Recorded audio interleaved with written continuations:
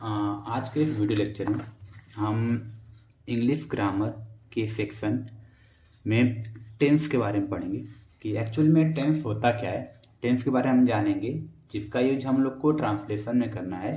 तो टेंस को जिसे हिंदी में कहा जाता है काल। काल आखिर करता क्या है? टेंस होता है, टेंस हमें क्या करता है? टेंस हमें किसी कार्य के होने के समय को बताता है। टेंस क्या करता है? हमें किसी कार्य के होने के समय को बताता है। अर्थात दूसरे शब्दों में अगर हम कहना चाहें कि हम लोग जो कोई भी कार्य करते हैं वो कार्य कब हो रहा है, कैसे किस समय हो रहा है, उसी समय को बताने का काम कौन करता है? वो करता है टेंस। अब कुछ कार्य क्या होते हैं? कुछ कार्य प्रेजेंट टाइम हो रहे हैं, कुछ कार्य जो होते हैं जो बीत चुके हैं, मतलब बीते समय जो चुके हैं, और कुछ कार्य जो आने वाले समय में होंगे। तो उसी के हिसाब से जो टेंस है, टेंस को बांटा गया 3 भागों में, जिसे क्या कहा गया? पहला हिस्सा क्या बना हमारा? जिसे बोला गया प्रेजेंट टेंस। जिसे बोला गया प्रेजेंट टेंस, जिसको हिंदी में कहते हैं वर्तमान काल। दूसरा हिस्सा जो हमारा बना उसे बोला गया पास्ट टेंस, जिसको बोला गया भूतकाल। और जो हमारा जो आखिरी हिस्सा बना जिसे बोला गया फ्यूचर टेंस। क्या बोला गया? फ्यूचर टेंस, जिसे बोला गया भविष्यत काल कहा गया।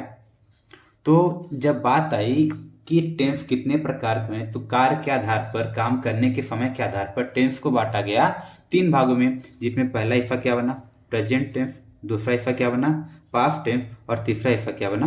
Future tense. तो ये 3 प्रकार के टेंस हमको प्राप्त हुए। तो पहले टेंस जिसको प्रेजेंट टेंस कहा जाता है, वर्तमान काल कहा जाता है। वर्तमान काल का तात्पर्य होता है कि हम उन कार्यों से कह सकते हैं जो कार्य हमारा समय इस वर्तमान समय में हो रहा है, ऐसे कार्य को जो समय बताता है उस समय, उस टेंस को कहा जाता है प्रेजेंट टेंस।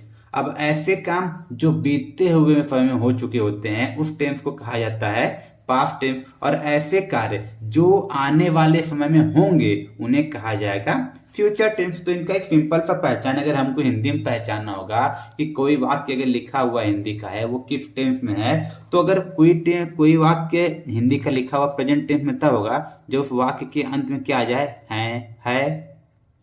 है, हो या हूं, ऐसे शब्द आ जाए तो वो बन जाएगा प्रेजेंट टेंस। या ऐसे वाक्य जिनके अंत में क्या आया? था, थी, थे, तो वो बन जाएगा पास्ट टेंस। और ऐसे वाक्य जिनके हिंदी के लास्ट में क्या आ जाएगा?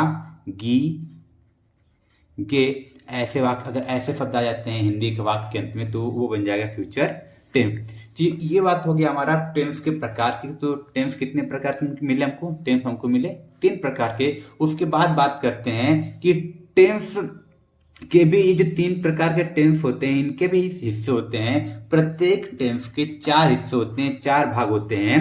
तो क्या कर सकते हैं? प्रत्येक टेंस के 4 भाग होते हैं। तो हमने जाना कि क्या होता है प्रत्येक जो टेंस है, चाहे वो प्रेजेंट टेंस हो जाए, चाहे वो पास्ट टेंस हो जाए, चाहे फिर वो फ्यूचर टेंस हो जाए, हर टेंस के 4 भाग होते हैं। तो जो वो 4 भाग क्या होते हैं? वो 4 भाग क्रमशः होते हैं। पहला होता है इंडेफिनिट टेंस। क्या बोला गया? Indefinite tense. जो दूसरा हिस्सा मिला उसको बोला गया कॉन्टिन्यूअस टेंस। तीसरा हिस्सा जो मिला उसे बोला गया परफेक्ट टेंस। और जो चौथा हिस्सा मिला उसे बोला गया परफेक्ट कॉन्टिन्यूअस टेंस। उसे क्या बोला गया? परफेक्ट कॉन्टिन्यूअस टेंस बोला गया। अब जब ये चार हिस्से मिले हमको, indefinite tense, continuous tense, perfect tense और परफेक्ट कॉन्टिन्यूअस टेंस, जब प्रेजेंट इनके साथ जुड़ गया तो प्रेजेंट के चार भाग बन गए। मतलब कि क्या कर सकते हैं, present indefinite tense, present continuous tense, present perfect tense और प्रेजेंट परफेक्ट कॉन्टिन्यूअस टेंस। और इन्हीं के साथ जब पास्ट जुड़ गया तो ये पास्ट के चार भाग बन गए, और जब इनके साथ फ्यूचर जुड़ गया तो ये क्या बन गए, फ्यूचर के चार भाग हो गए। तो आज के इस वीडियो लेक्चर में हम जो स्टार्ट करने जाएंगे, हम पढ़ने जाएंगे प्रेजेंट इंडेफिनिट टेंस के बारे में कि एक्चुअल में अगर हिंदी का कोई वाक्य लिखा हुआ है तो कैसे पहचानेंगे कि वो प्रेजेंट इंडेफिनिट टेंस में है या नहीं है, और उसका हम लोग इंग्लिश में ट्रांसलेशन सीखेंगे। तो हमारा जो आज का पहला टॉपिक मिला है हमको, वो मिला है प्रेजेंट इंडेफिनिट टेंस। तो वो क्या मिला हमको, प्रेजेंट इंडेफिनिट टेंस, ये हमको मिल गया, प्रेजेंट इंडेफिनिट टेंस मिल गया है। तो बहुत लोग जो ट्रांसलेशन करते हैं वो जब प्रेजेंट इंडेफिनिट टेंस के ट्रांसलेशन की बात करते हैं तो ट्रांसलेशन करने में जो सबसे महत्वपूर्ण चीज होती है, हमको हिंदी में लिखे गए उस वाक्य को ये पहचानने आना चाहिए कि वह किस टेंस में है। जब तक कि हम किसी वाक्य के टेंस को ना पहचान लें, हमको उसको ट्रांसलेशन को करना थोड़ा डिफिकल्ट होगा, और हम बहुत ज्यादा पॉसिबिलिटी है कि हम उसके ट्रांसलेशन को गलत कर दें। तो जब बात करेंगे तो बात आती है पहचान करने की। तो पहचानने का तरीका क्या है, तो पहले मैं प्रेजेंट इंडेफिनिट टेंस को पहचानने का तरीका बता देता हूं कि जब भी कोई हिंदी का वाक्य लिखा होगा वो प्रेजेंट टेंस में कब होगा। तो इसके स्टार्ट जो करते हैं पहचान से करते हैं कि कैसे पता चलेगा कि कोई हिंदी का वाक्य प्रेजेंट इंडेफिनिट टेंस में कब है। तो मैं क्या कह रहा हूं कि इसका जो पहचान मिलेगा वो ये होगा कि जिन हिंदी के वाक्यों की क्रियाओं के अंत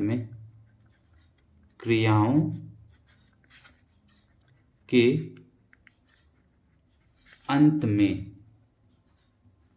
क्या आ जाए, उनके अंत में क्या आ जाए, ता है, ती है,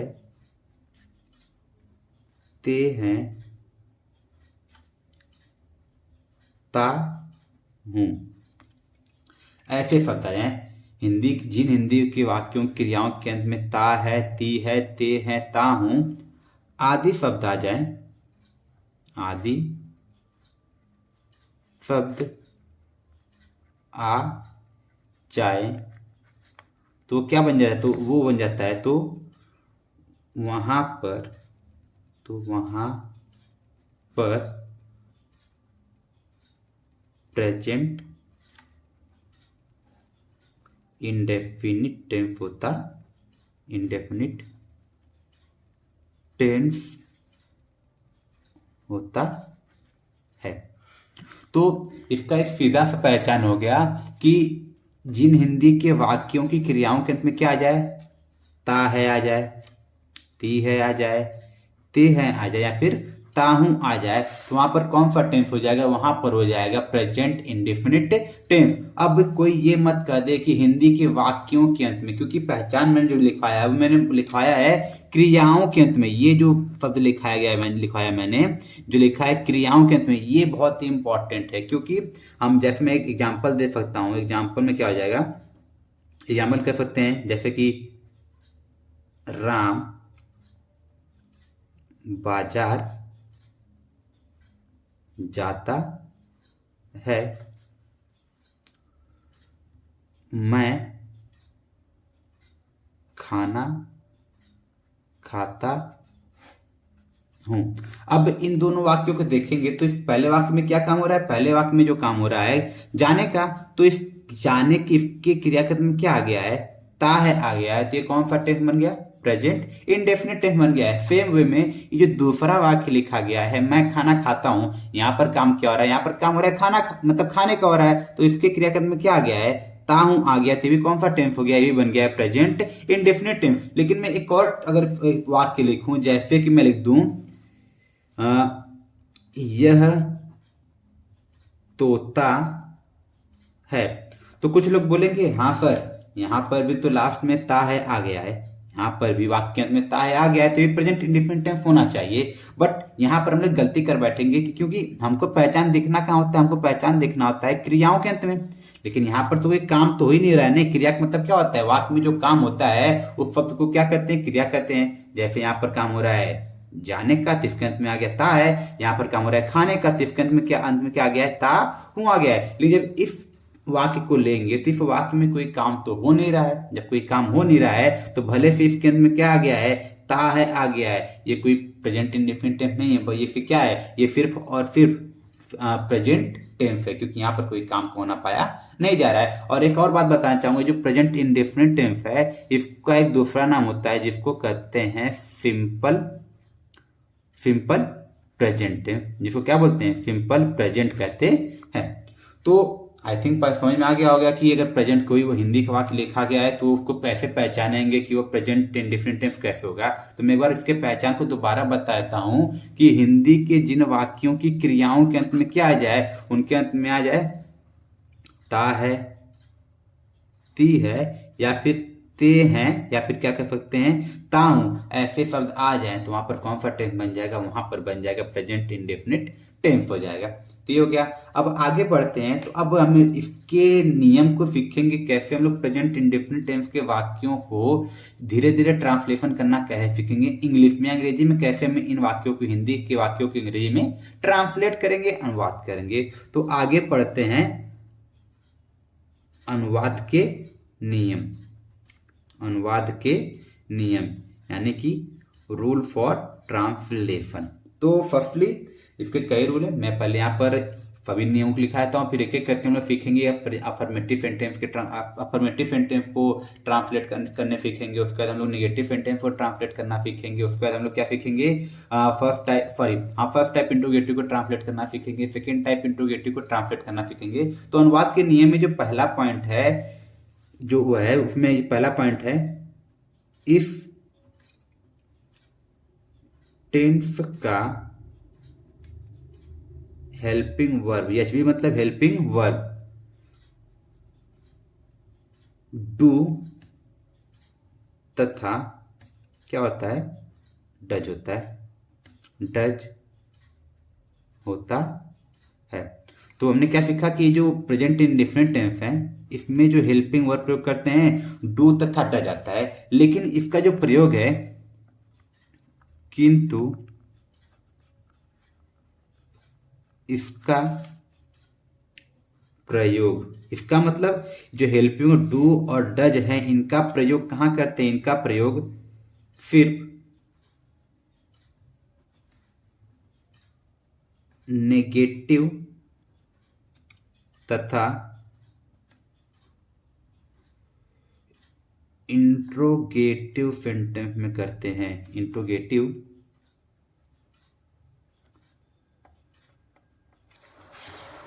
सेंटेंस में करते हैं। अर्थात ये जो हमने जाना कि इफ टेंस अर्थात ये present indefinite tense, if tense का हेल्पिंग में डू तथा डज होता है। क्या होता है, डू या डज होता है। लेकिन इसका जो प्रयोग है वो कहाँ होता है, नेगेटिव तथा इंट्रोगेटिव सेंटेंस में होता है। अफर्मेटिव सेंटेंस अर्थात जो सकारात्मक वाक्य होता है, अफर्मेटिव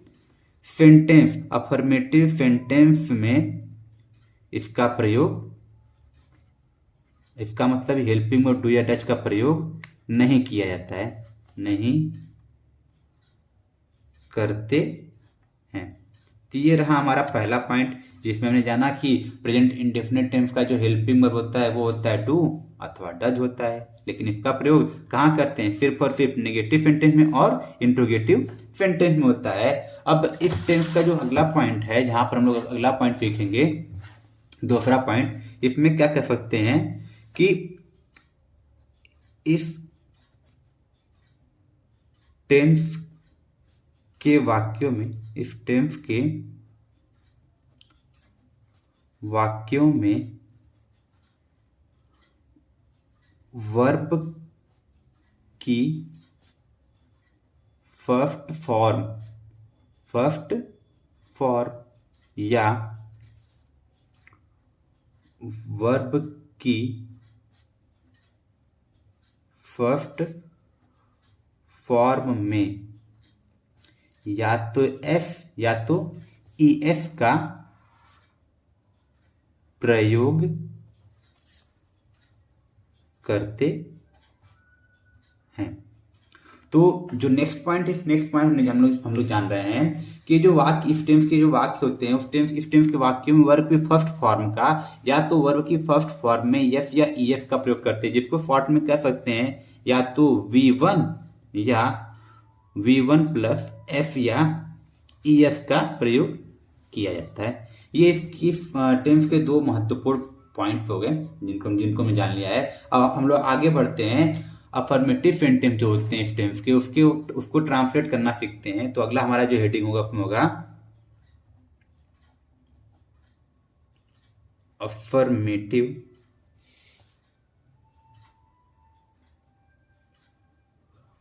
सेंटेंस को अनुवाद करने का नियम। तो अब हम लोग बढ़ते हैं अनुवाद करने की तरफ। तो हमारा जो पहला हेडिंग है, पहले हेडिंग हमको सीखना है कि जो अफर्मेटिव सेंटेंस होता है जिसको हिंदी में कहा जाता है सकारात्मक वाक्य, सकारात्मक वाक्य। ऐसे वाक्य को प्रेजेंट इंडेफिनिट में अगर ऐसे वाक्य आ जाए तो ऐसे वाक्य को हम लोग अनुवाद कैसे करेंगे उसके नियम को समझ लेते हैं। तो इसके नियम में क्या होता है, तो क्या होता है, प्रेजेंट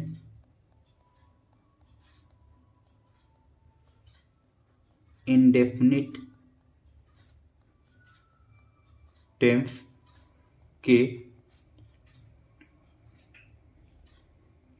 अफर्मेटिव सेंटेंस को अनुवाद करते समय। तो पहला पॉइंट है, क्या हो जाएगा, सॉरी, सबसे पहले सब्जेक्ट, मतलब जिसको हिंदी में कहते हैं कर्ता, सब्जेक्ट का प्रयोग किया जाता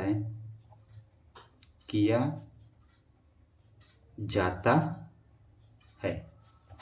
ये हो गया हमारा पहला पॉइंट कि जब प्रेजेंट इंडेफिनिट टेंस का अफर्मेटिव सेंटेंस होगा तो वहां पर जो सबसे पहले लिखा जाएगा जो शब्द इंग्लिश में, वो क्या हो जाएगा, वाक्य में आया हुआ सब्जेक्ट। सब्जेक्ट मतलब जो कार्य को करता है उसकी इंग्लिश सबसे पहले लिखी जाएगी।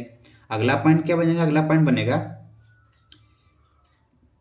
वर्ब की फर्स्ट फॉर्म, जिसको क्या बोलेंगे, V1, वर्ब की फर्स्ट फॉर्म या वर्ब की फर्स्ट फॉर्म में एफ या ईएफ का प्रयोग करते हैं। मतलब कि जब सब्जेक्ट लिख देंगे, सब्जेक्ट के बाद हमको क्या लिखना होगा, या तो वर्ब की फर्स्ट फॉर्म या तो वर्ब की फर्स्ट फॉर्म में एफ या ईएफ का प्रयोग करते हैं। तो अब बात आती है कि सर हम लोग वर्ब की फर्स्ट फॉर्म का प्रयोग कब करेंगे, वर्ब की फर्स्ट फॉर्म में एफ या ईएफ का प्रयोग करेंगे, क्योंकि ऐसा तो है नहीं कि हम जिसका चाहे उसका प्रयोग कर दें। तो उसके लिए भी अगला पॉइंट है, उसके लिए अगला पॉइंट क्या है, यदि सब्जेक्ट के स्थान पर आई वी यू दे अथवा क्या कहते हैं प्लूरल नाउन। प्लूरल नाउन का तात्पर्य है बहुवचन संज्ञा का प्रयोग हुआ हो मतलब कि यदि सब्जेक्ट का स्थान क्या आ जाए, सब्जेक्ट जो हमारा है सब्जेक्ट का स्थान क्या आ जाए, आई आ जाए, वी आ जाए, यू आ जाए, दे आ जाए, या फिर इनको छोड़कर क्या आ जाए, कोई प्लूरल नाउन मतलब ऐसी संज्ञा आ जाए जिसको जो क्या हो, बहुवचन हो। अर्थात बहुवचन का तात्पर्य क्या है, जहां पर दो या दो से अधिक चीजें हो वो क्या कहलाती है, वो कहलाती है बहुवचन। तो आ जाए तो वहां पर हुआ हो तो वर्ब की फर्स्ट फॉर्म का अर्थात V1 का प्रयोग करते हैं, वर्ब की फर्स्ट फॉर्म का प्रयोग करते हैं। अर्थात अगर इनमें से कुछ आ जाए, आई वी यू दे अथवा प्लूरल नाउन आ जाए तो किसका प्रयोग करेंगे, फिर पर फिर वर्ब की फर्स्ट फॉर्म का। तो वर्ब की फर्स्ट फॉर्म में एफ या ई एफ का प्रयोग कब करेंगे, तो उसका प्रयोग करेंगे यदि सब्जेक्ट के स्थान पर या तो आ जाए ही, या आ जाए सी, या फिर इट, या अथवा क्या आ जाए, सिंगुलर नाउन, जिसको हिंदी में कहते हैं एक वचन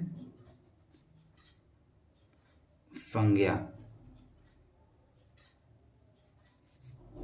का प्रयोग हुआ हो तो क्या करेंगे, तो वर्ब की फर्स्ट फॉर्म में एफ या ई एफ यानी कि V1 प्लस एफ या ई एफ का प्रयोग करते हैं, का प्रयोग करते हैं। तो अब हम लोग क्या कर सकते हैं, यदि क्या हो जाए, यदि सब्जेक्ट के स्थान पर किसका प्रयोग हो जाए, ही का प्रयोग हो जाए, सी का प्रयोग हो जाए, इट का प्रयोग हो जाए, अथवा ऐसा सिंगुलर ऐसा नाउन हो जाए जो क्या हो, सिंगुलर नाउन हो अर्थात एक वचन हो, अर्थात ऐसी संज्ञा जिससे उसके सिर्फ और सिर्फ एक का होने का बोध हो, तो वहां पर हम लोग किसका प्रयोग करेंगे, वहां पर हम लोग सिर्फ और सिर्फ वर्ब की फर्स्ट फॉर्म में एफ या ई एफ का प्रयोग करेंगे। और यदि सब्जेक्ट का स्थान पर किसका प्रयोग हुआ हो, आई का प्रयोग हुआ हो, वी का प्रयोग हुआ हो, यू का प्रयोग हुआ हो, दे का प्रयोग हुआ हो, अथवा प्लूरल नाउन का प्रयोग हुआ हो, तो हम लोग किसका प्रयोग करेंगे, सिर्फ और सिर्फ वर्ब की फर्स्ट फॉर्म का प्रयोग करेंगे। तो और उसके बाद क्या होता है, इसके अनुवाद के लिए में जो अगला पॉइंट है, जब हम लोग सब्जेक्ट लिख लेंगे, वर्ब की फॉर्म लिख लेंगे, तो उसके बाद लिखा जाएगा वाक्य में आया हुआ ऑब्जेक्ट। ऑब्जेक्ट जिसको कहते हैं हिंदी में कब, ऑब्जेक्ट का प्रयोग करते हैं। और अंत में क्या किया जाता है, अन्य शब्दों की अंग्रेजी लिख लेते हैं। तो अगर इन सबको मैं एक साथ मिलाकर लिखना चाहूँ, मुझे एक स्ट्रक्चर मिलेगा, एक जिसको कह सकते हैं संरचना कह सकते हैं, स्ट्रक्चर। तो स्ट्रक्चर क्या मिलेगा जो हमारे ट्रांसलेशन हमारी बहुत ही ज़्यादा मदद करेगा। तो इन्हीं पॉइंट जो मैं इतना सारा पॉइंट लिखा है, मैं उसके लिए एक फॉर्मूला, जैसे मैथ में लोग फॉर्मूला यूज करते हैं किसी क्वेश्चन को सॉल्व करने के लिए, इसी तरह हम लोग प्रेजेंट इंडेफिनिट टेंस के अफर्मेटिव सेंटेंस के वाक्य को अनुवाद करने के लिए स्ट्रक्चर का प्रयोग कर सकते हैं। जहां पर वाक्य कैसा हो, अफर्मेटिव सेंटेंस हो, तो वहां पर सबसे पहले क्या लिखा जाएगा, या सब्जेक्ट लिखा जाएगा, सबसे पहले क्या लिखेंगे, सब्जेक्ट लिखेंगे। उसके बाद या तो वर्ब की फर्स्ट फॉर्म, या क्या लिखेंगे, वर्ब की फर्स्ट फॉर्म में एफ या ई एफ का प्रयोग करेंगे। वो किसके अनुसार होगा, सब्जेक्ट के अनुसार होगा। उसके बाद क्या लिखा जाएगा, सब्जेक्ट लिखा जाएगा, और उसके बाद क्या लिखा जाएगा, अदर वर्ड्स। ओ डब्ल्यू मतलब अदर वर्ड्स, अदर वर्ड्स, और इन द क्या जाएगा, फुल स्टॉप। तो ये हमको स्ट्रक्चर मिल गया, संरचना मिल गया प्रेजेंट इंडेफिनिट टेंस के अफर्मेटिव सेंटेंस को अनुवाद करने का। तो आगे पढ़ने पर हम लोग सीखेंगे इसके वाक्यों को अनुवाद करना। तो जैसे कि हमने पीछे एग्जाम्पल लिखा हुआ था कि हमारा एग्जाम्पल था, राम बाजार जाता है, राम बाजार जाता है। तो ये हमारा हमको वाक्य मिल गया है। तो कुछ लोगों को भी प्रॉब्लम होगी कि पर अफर्मेटिव सेंटेंस कैसे पहचानेंगे हिंदी में कि वाक्य में अफर्मेटिव है या नहीं है, तो उसका भी तरीका मैं बता देता हूँ कि यदि हिंदी कोई वाक्य लिखा हो तो वो अफर्मेटिव अर्थात सकारात्मक कब होगा।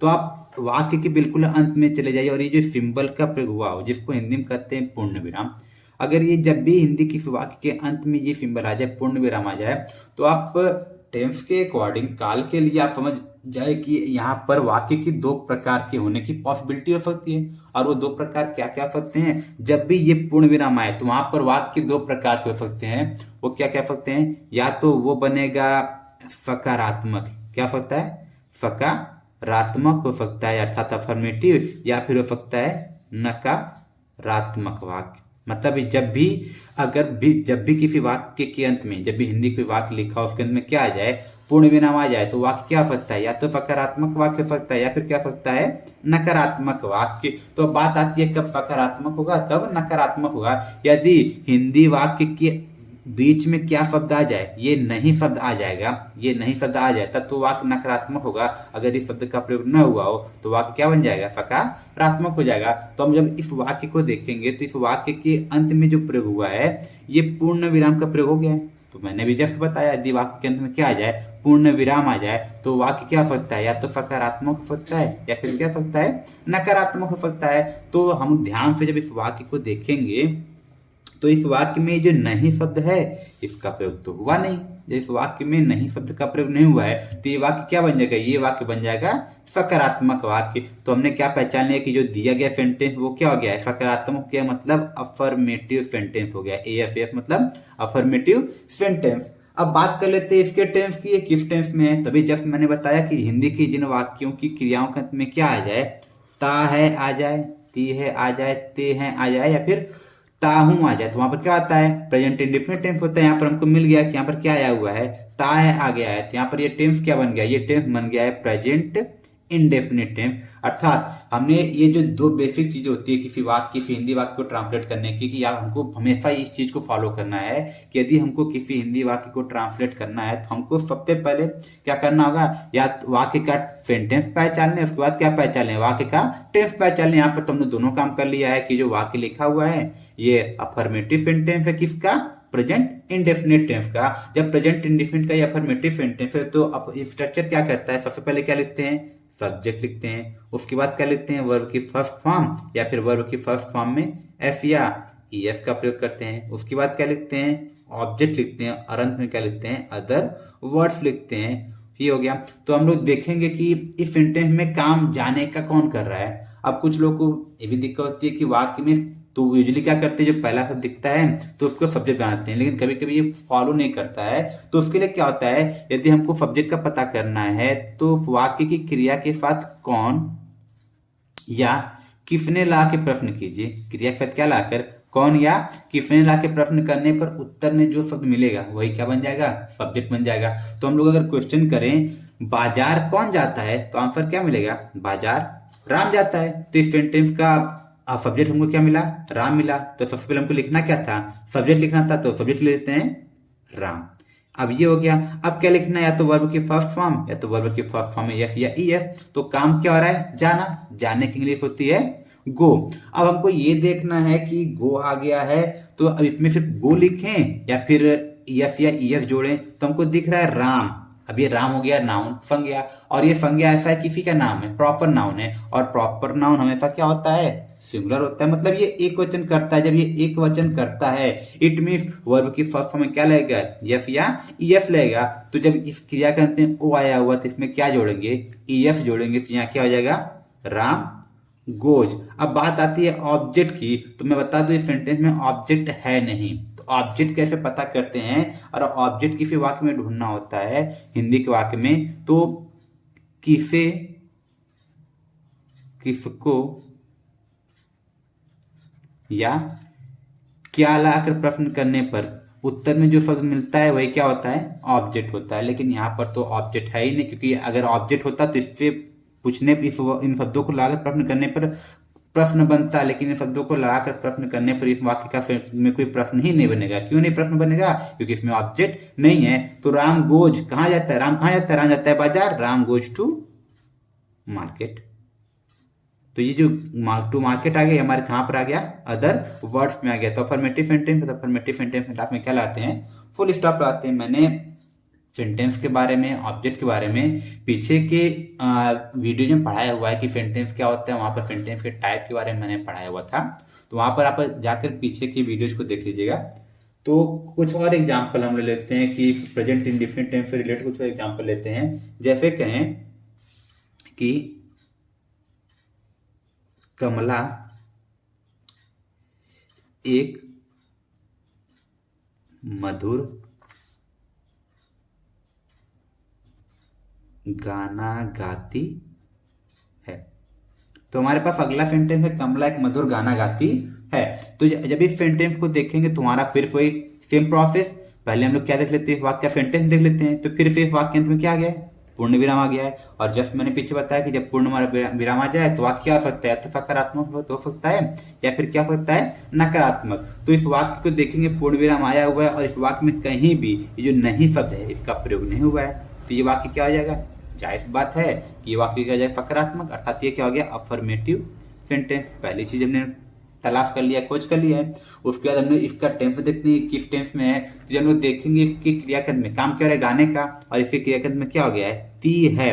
और पहचान तो यही करता है ना, जब भी किसी वाक्य क्रियाकर्म में क्या आ जाए, ता है, ती है, ते हैं, ऐसे शब्द आ जाए तो वो कौन सा टेंस बनता है, वो बनता है प्रेजेंट इंडेफिनिट टेंस। मतलब ये जो वाक्य है इसका टेंस क्या हो गया, प्रेजेंट इंडेफिनिट टेंस। तो एक एक करके इसके में सब्जेक्ट ढूंढते हैं। सब्जेक्ट, अच्छा गाना कौन गाती है, गाना कौन गाती है, कमला गाती है। तो हमको सब्जेक्ट क्या मिल गया, सब्जेक्ट हमको मिल गया है कमला, ये हमको मिल गया सब्जेक्ट। काम क्या हो रहा है, काम हो रहा है गाने का, तो वर्ब हमको क्या मिल गया, वर्ब हमको मिल गया सिंग, ये हो गया। तो इसको थोड़ा ट्रांसलेट करते हैं।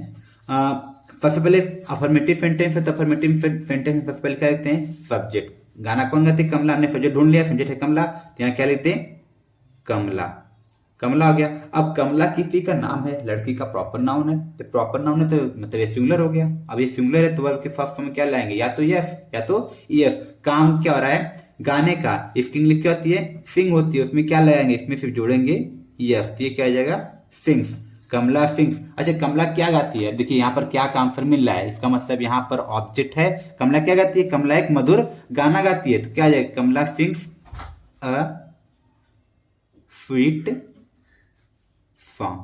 ये क्या हो गया हमारा, इस दिए गए वाक्य का ट्रांसलेशन हो गया। इस तरह से ये भी वाक्य ट्रांसलेट हो गया, अनुवाद हो गया है। तो आई थिंक समझ में आ रहा होगा। कुछ और एग्जाम्पल को देखते हैं, जैसे कि मैं अपना पाठ याद करता हूं, मैं अपना पाठ याद करता हूं। तो अब जब इसको ट्रांसलेट करेंगे सेम प्रोसेस होगा कि इसके अंत में क्या आ गया है, पूर्ण विराम आ गया है। जब पूर्ण विराम आ गया है तो वाक्य क्या हो सकता है, या तो सकारात्मक या तो नकारात्मक। फिर से देखेंगे तो यहाँ पर वाक्य में कहीं भी निगेटिव वर्ड नहीं है, तो इसका सेंटेंस क्या हो गया, इसका सेंटेंस हो जाएगा अफर्मेटिव सेंटेंस, सकारात्मक वाक्य। इस वाक्य की क्रिया में क्या आ गया है, ता हूं। जब ता हूं आ गया तो इसका टेंस क्या हो जाएगा, प्रेजेंट इंडेफिनिट टेंस। तो सॉरी, जो ये गिवन सेंटेंस है इसका टेंस क्या हो गया, प्रेजेंट इंडेफिनिट टेंस। अच्छा इसका सब्जेक्ट ढूंढते हैं, अपना पाठ कौन याद करता है, आंसर क्या मिला, मैं। तो मैं की इंग्लिश मतलब सब्जेक्ट क्या हो गया, सब्जेक्ट हो गया हमारा आई। काम क्या हो रहा है, याद करने का, तो वर्ब हमको क्या मिला, वर्ब हमको मिल गया है लर्न। तो ये हमने खोज लिया सब्जेक्ट और वर्ब। तो अब इसको ट्रांसलेट करते हैं। तो अफर्मेटिव सेंटेंस है, अफर्मेटिव सेंटेंस में सबसे पहले क्या लिखते हैं, सब्जेक्ट लिखते हैं। तो सब्जेक्ट यहाँ पर क्या है, आई, आई लिख दिए। और जैसे हमने सब्जेक्ट आई लिखा तो हमने पीछे नियम पढ़ा कि जब सब्जेक्ट के स्थान पर आई आ जाए, वी आ जाए, यू आ जाए, दे आ जाए, तो वर्ब की फर्स्ट फॉर्म में यस या ईएस का प्रयोग नहीं करते, सिंपली क्या लिखते हैं, वर्ब की फर्स्ट फॉर्म लिखते हैं। तो वर्ब क्या है, गाने का, गाने का हमारा सिंग, इसको क्या कहता है, लर्न। आई सॉरी, याद करने का काम हो रहा है, तो इसका क्या आ जाएगा, लर्न, आई लर्न। अच्छा क्या याद करता है, अपना पाठ। और जब भी सब्जेक्ट आई होता है वहां पर अपने की इंग्लिश क्या लिखी जाती है, my. I learn my lesson, I learn my lesson. इस तरह से इसका भी ट्रांसलेशन हो गया। आई थिंक अभी तक आपको प्रेजेंट इंडेफिनिट टेंस के सकारात्मक वाक्य को ट्रांसलेट करना आ गया होगा। तो मैं आपको कुछ होमवर्क देता हूं, आप उसे कीजिए, कमेंट बॉक्स में अपने आंसर को दीजिए। जहां पर भी न समझ में आए कमेंट बॉक्स में आप अपने क्वेश्चन पूछ सकते हैं। वीडियो को दोबारा जरूर देखिए, ताकि अगर न समझ में आए तो इसको दोबारा बैक करके देखिए, ताकि आपको ये सेंटेंस ये जो ट्रांसलेशन है प्रेजेंट इंडेफिनिट टेंस का वो प्रॉपर तरीके से समझ में आ जाए। तो मैं आपको कुछ ट्रांसलेशन देता हूँ, आप उसको ट्राई कीजिएगा। जैसे कि मेरी माँ मुझे दूध देती है, तो पहला क्या हो जाएगा, मेरी माँ मुझे दूध देती है। दूसरा ट्रांसलेशन क्या है, दूसरा कीजिएगा, मैं खाना खाता हूँ। एक और ट्रांसलेशन देते हैं, हम प्रतिदिन पाठ याद करते हैं। अगला क्या हो जाएगा, हम प्रतिदिन पाठ याद करते हैं। इन 3 वाक्यों को आप ट्रांसलेट कीजिए। आज के वीडियो लेक्चर में इतना ही। अगले वीडियो लेक्चर में हम लोग इस अफर्मेटिव सेंटेंस के कुछ और उदाहरण को देखेंगे, और आगे के वीडियो में हम लोग नेगेटिव और इंट्रोगेटिव सेंटेंस के ट्रांसलेशन को भी सीखेंगे।